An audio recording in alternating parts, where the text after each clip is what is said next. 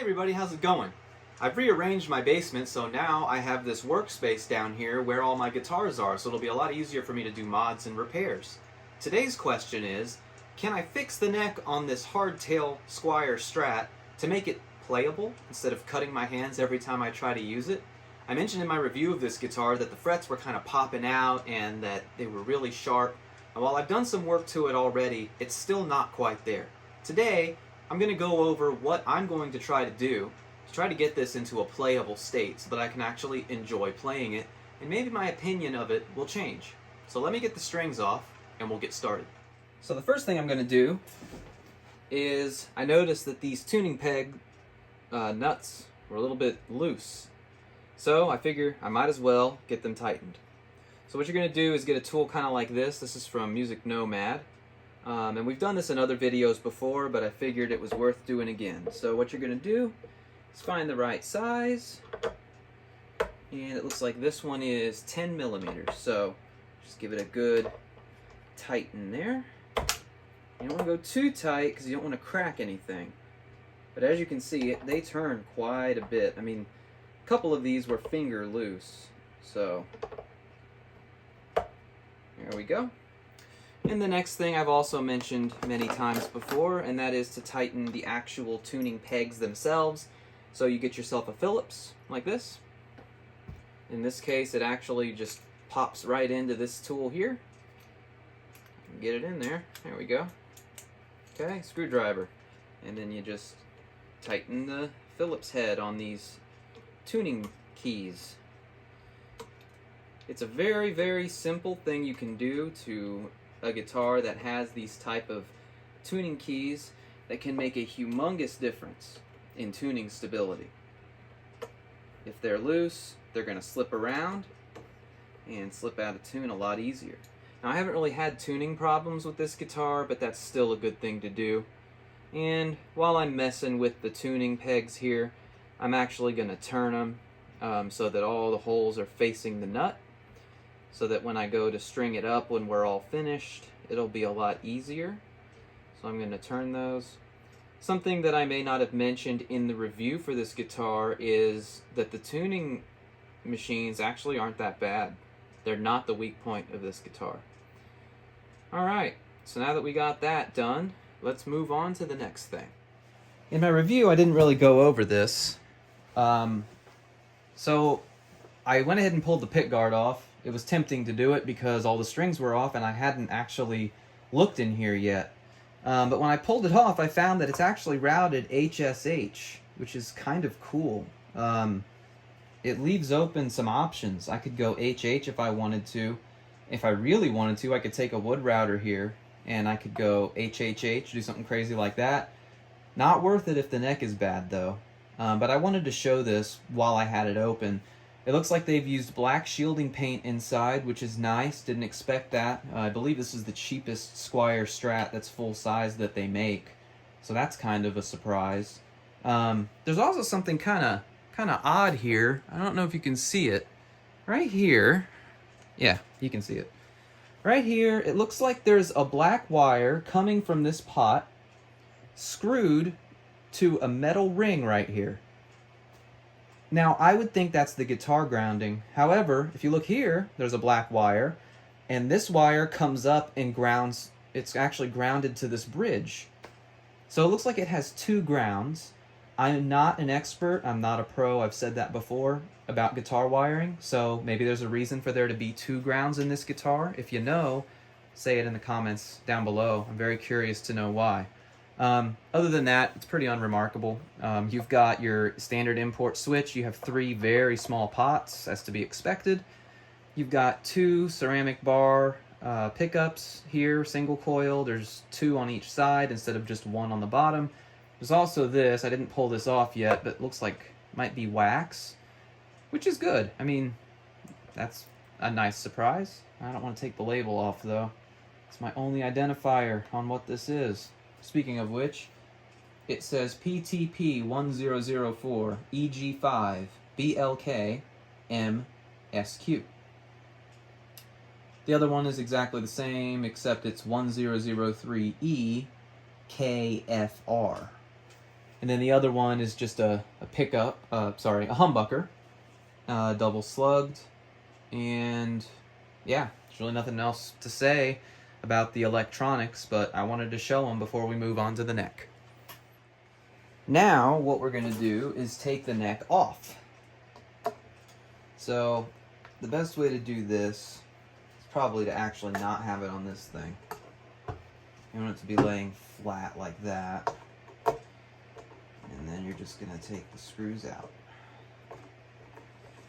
The reason that you don't want it up on the neck holder thing is once it gets loose enough, the neck's probably just going to fall out, and you don't want to strip the screw hole as it comes out.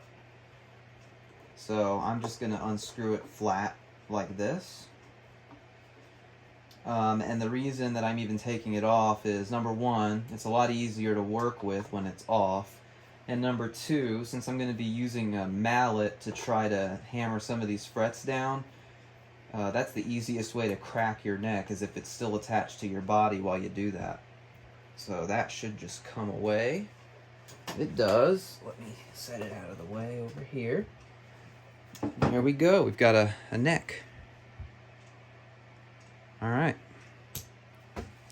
So I'm going to move back here and try to show this to you. So as you can see, a lot of these frets, see how there's a gap? And when I put my thumb on it like that, I can actually feel like strings now on the other side, it's actually, the high E string can get stuck under there. So like there's one right there at the very end. Some of these are okay because I've already used a mallet. Here's another one right here. So can you kind of see that, how they're raised up? A particularly bad one is this one right here. So what we're going to do now is take the mallet and just hammer some of these down. So put it down, move the camera back a little bit.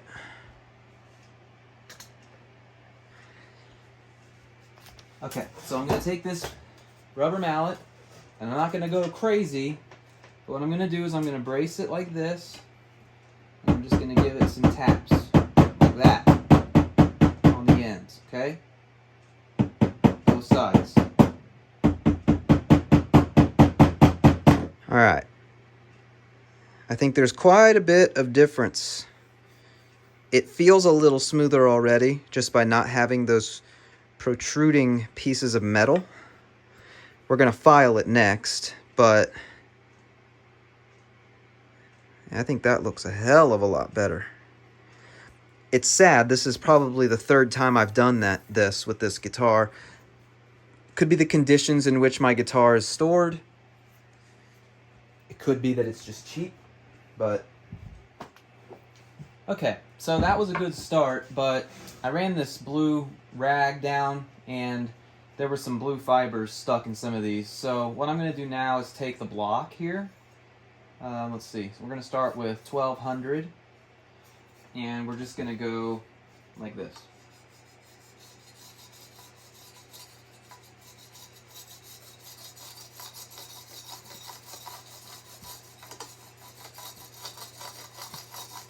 Feel it now. It still feels pretty sharp. So we're going to move to 1000. Let's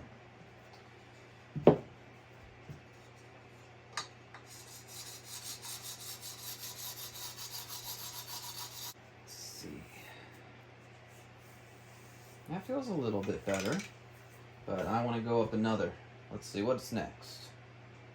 600. This is the scary one because you could really screw up if you don't do this one right. Okay, feels a bit better. It's still a little rough, so we're gonna go to the point of no return and do 400.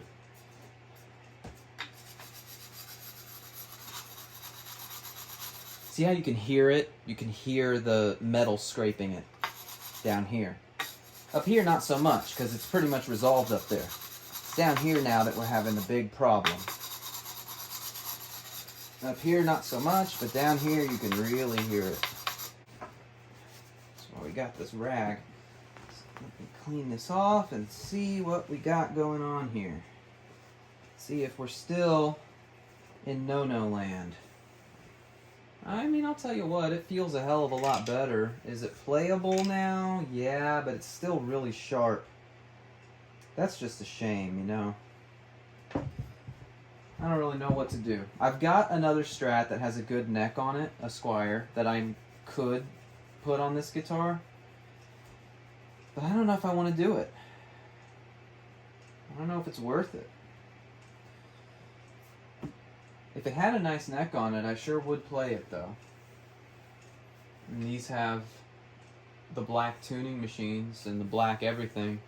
That really kind of completes the look. This is a special edition, after all, limited edition.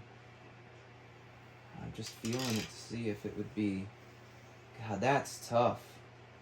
That's really tough. I'm going to stop the video now and make my decision. Okay, I was wiping it down and look what happened.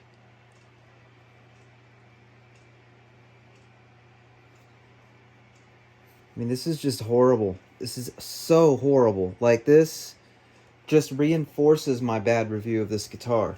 I don't think it's savable. I really don't. I mean, this fretwork is so bad. Like, so bad. You know what? Let me show you something. Let me show you something.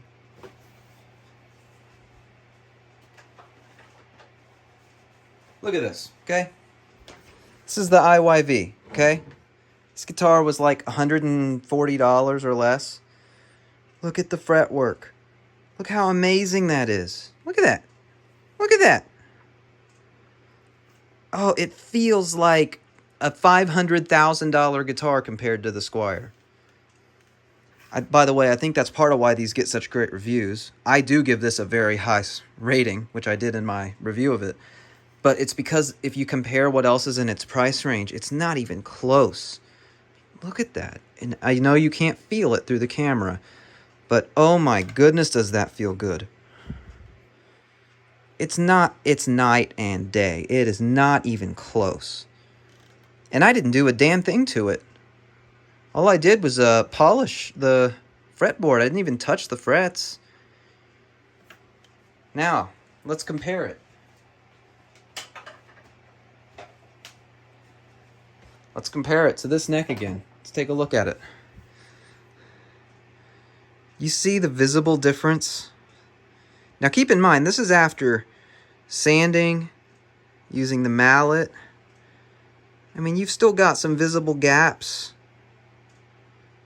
And yeah, you could say I did a terrible job, but you shouldn't have to do that. I know it's cheap, but the cheapness shouldn't come to the point that this is like a guitar from Wish.com, where the fretwork is so abysmal that you can't even play the guitar. One more.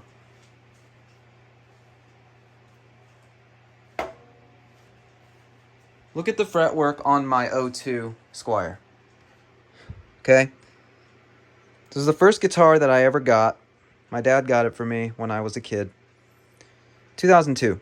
Look at the fretwork. Do you see any of the same problems on this one? Me neither. What happened to Squier? How can you not even make a playable guitar? I mean, if this was my first guitar, I would quit. I don't know that I would keep playing. If every time I picked up the guitar, I had to feel this fretboard and feel these frets poking me, I wouldn't want to play. I would think that I was so bad that the guitar was hurting me. And that's not acceptable. The Squier needs to step up their game. They really do. This is not good. This does not make me want to buy any more Squier instruments. I own a lot of them, and I generally like them. The older ones are pretty good, but the fretboard on this guitar is so bad that I don't even know what to say. And I usually am never negative on this channel. I usually never say anything bad on this channel, but this is if you can't tell, this really bothers me. I don't really know what to do at this point. I think I'm just going to take the neck off the COB Squier that we reviewed earlier and stick it on this guitar so that I've got something playable. So I got the COB Squier out of its case. The only reason I'm even doing this is that I don't really play this guitar. Here it is. We've reviewed this one. It's a good one. But it's essentially exactly the same as my red Squier that I just showed you a minute ago.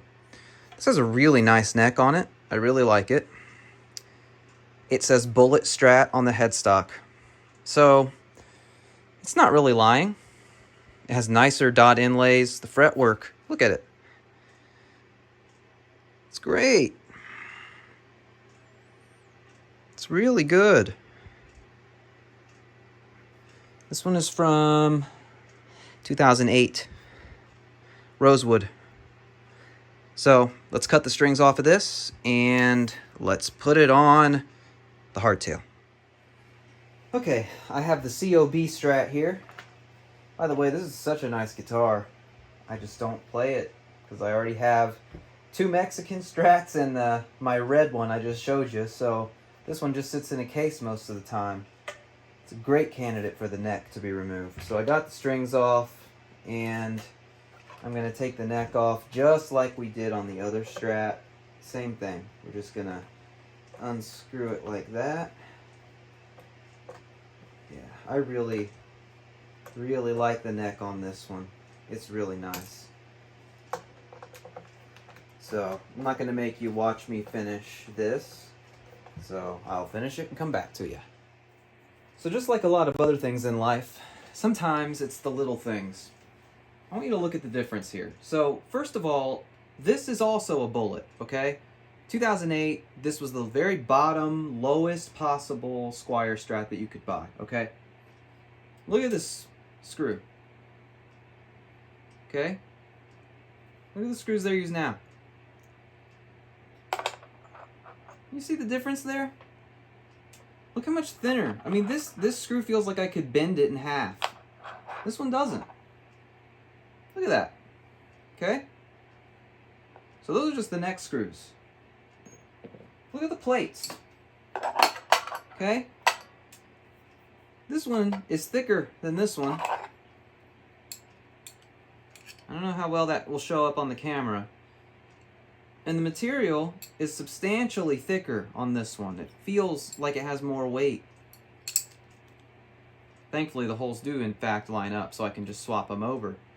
But like this is more like a Fender neck plate. I don't know what you call this. This is horrible.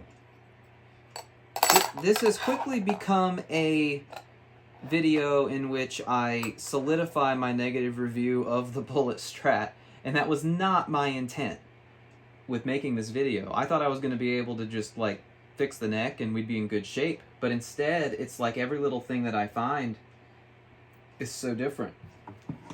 So this was never meant to be a comparison video. But let's look at these two necks. So let me put this one here. Let me put this one here. Now, stay. Okay. Now, without looking at the headstock, can you tell which is which? If you guessed that the one that's darker and prettier is rosewood, you are correct. Now, I used to hate Indian Laurel and think it was all awful, but it was because of really this guitar and the Telecaster. I was able to fix the Telecaster's neck, though. We did a video on that. But this one, this is the rosewood one off of the 2008 Bullet. I mean, even the inlays are nicer on this one. This one, it just has these pale, soulless white inlays. If we look at the profile on the side, there's something else that I want you to notice. Look how much thicker the fingerboard is on the 2008 compared to the 2020. Would you say that's twice as thick? It looks about twice as thick. So the fingerboard is thicker, it's made of better wood, and the fretwork is better. And these are basically the exact same guitar, just 12 years apart. And even if you look at the headstocks, you know, they look the same. They're the same shape. But look at this one. This one's actually finished. It has worse tuners. They work pretty good though, actually. I don't have a problem with them on this specific guitar. Look at this one. It's like they got a 2x4 from Lowe's and just like cut it into a Fender headstock shape. Again, I don't like being negative. That's not what I want everyone to see, is negativity. But that's kind of what this guitar makes me feel, is negativity. Jeez. So, before I install the better neck on the Bullet, I think I need to take a break.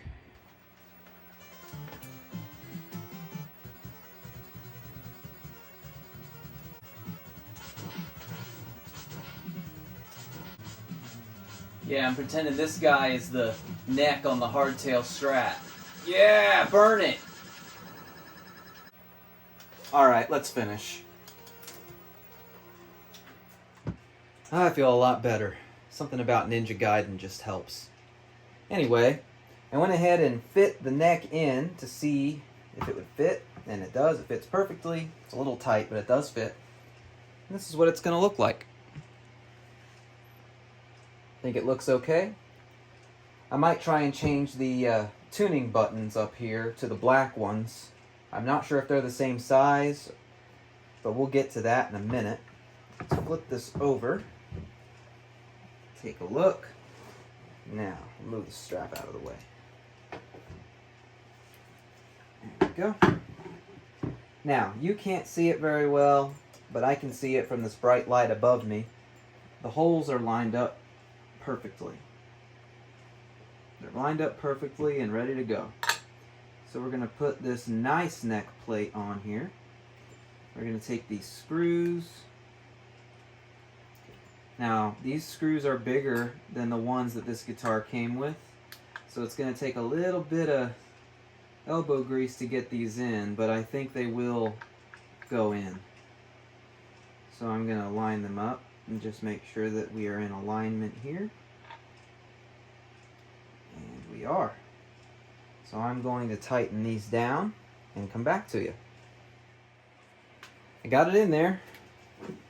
Took a little bit of elbow grease, but hey, it worked. Yeah, it looks great. Let's see if we can get the tuning pegs off.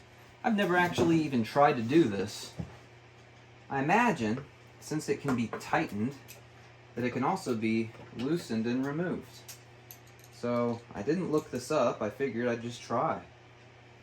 This neck is crap anyway, so worth a try. So if I completely unscrew it, does it come off? Let's see. See what happens. Yeah, it does come off. Okay. Let's try to take off, whoops. Stay. Let's try to take off one of these and see what happens. I don't know if they're going to be the same size or what's going to happen. And I'll probably do the string trees too, just to keep as much black as possible. Okay, so that's off. Oh, I don't think it's gonna come off. I think it's either stuck in there or it's not made the same way. I don't think it is. It's not made the same way. Well, that's okay.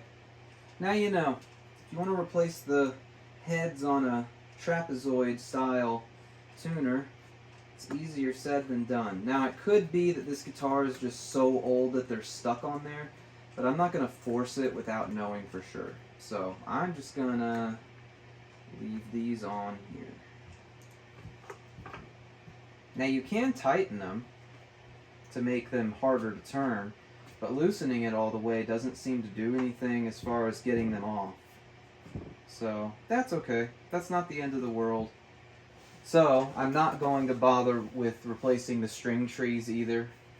If the pegs, or I'm sorry, the tuning keys are silver, then it's okay for the other key, the string trees, to be silver too. So I'm just going to put this right back on here.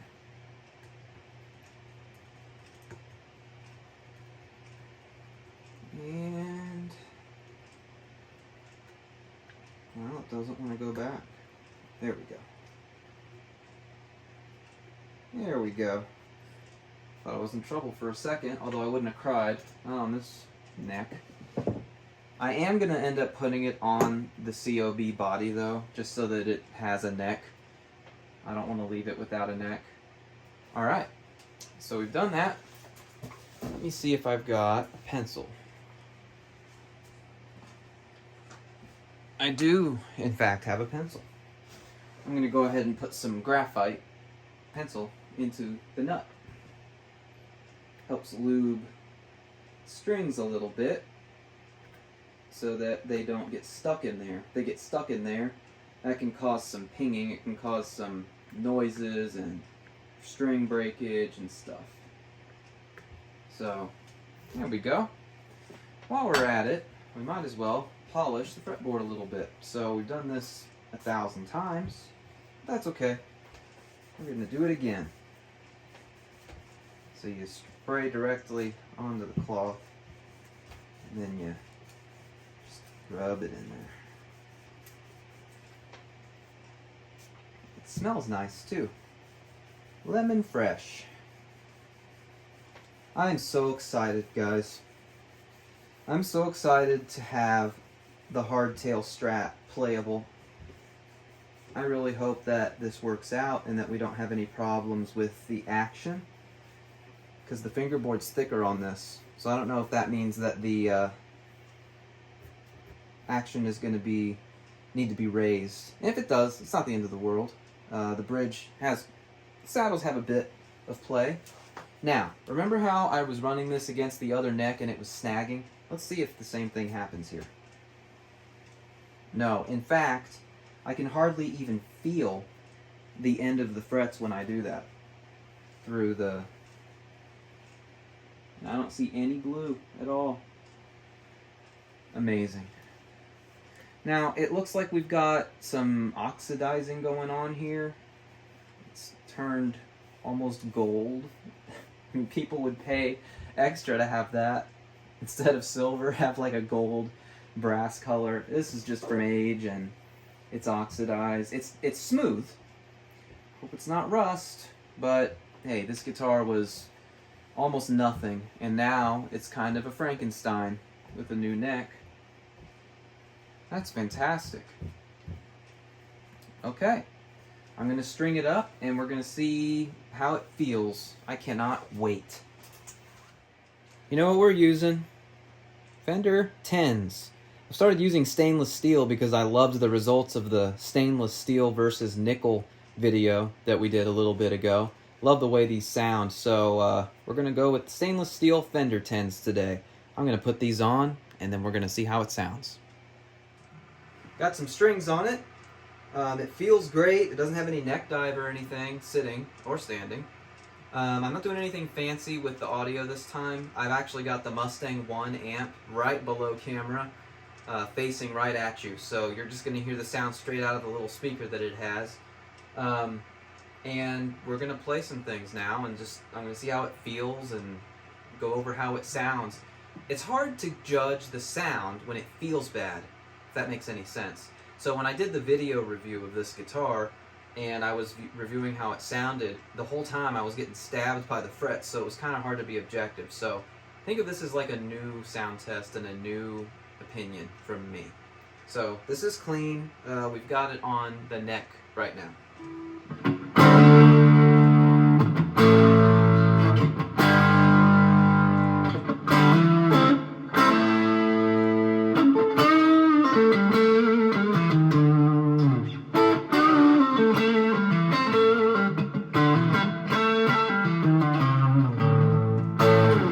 Sounds awesome. Obviously, new strings. It feels so good. Oh my god, it feels so good to play this guitar and not have the frets cutting me the whole time.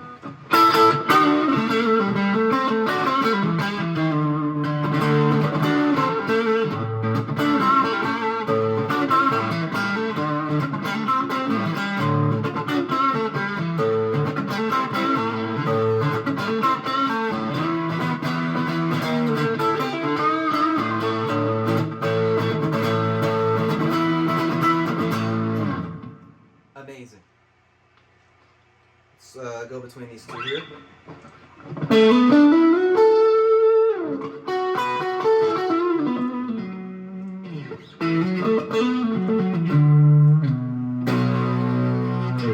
Gives me a new appreciation for this guitar, honestly. No buzzing really that I'm hearing. This position is actually what got me to buy this guitar in the first place. I was in the store and I put it in this position. It was playing it. My wife was like, "That sounds really good. You should buy it." I mean, my wife tells me to buy guitars all the time, and I usually listen to her.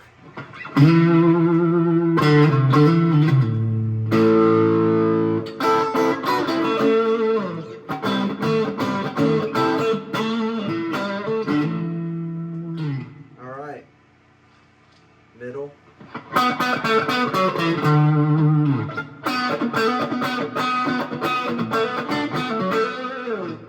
Sounds pretty good too.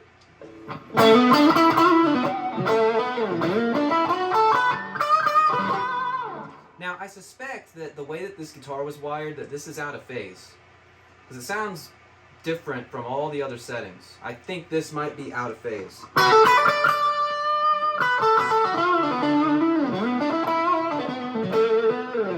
They may have been trying to make up for the fact that there was a humbucker and not a single coil in this position, so they wanted to give it a little more quack. You can get that if you're out of phase.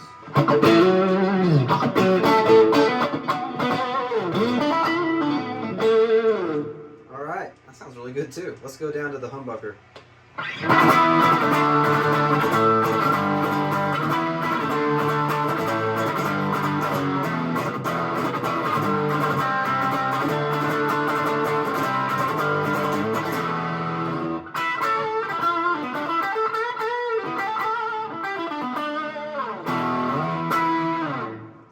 Good. I love the way that it feels. To not be distracted by that. This guitar sounds so much better than it did before, if that makes any sense.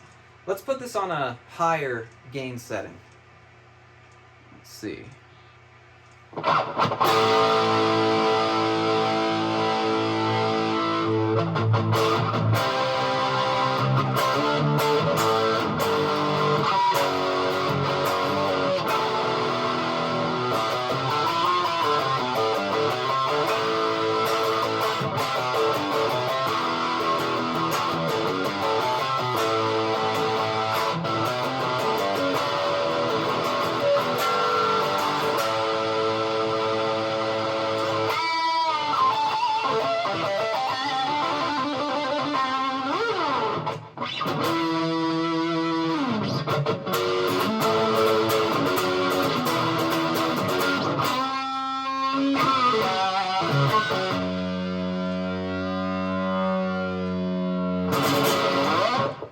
Alright, well now the best thing to do at this point is to check the tuning. These are new strings. I did stretch them quite a bit. I'm curious to see how off is it with these trapezoid tuners. A bit.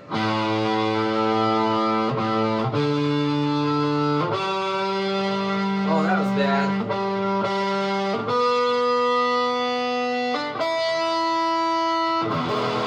Not sure how much of that was the tuners and how much of that was just new strings.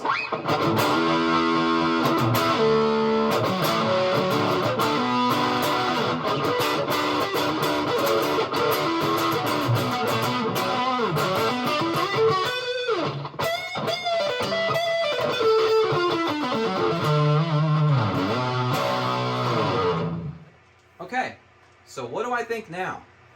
First of all, the point of this video was to fix the neck. And this neck cannot be fixed, okay? Now, if I took it to a professional or somebody who really knew what they were doing, I am sure they could fix it. But that's just the thing. It should not need to be fixed. This neck should be ready to go. I'm not saying that it should be perfect.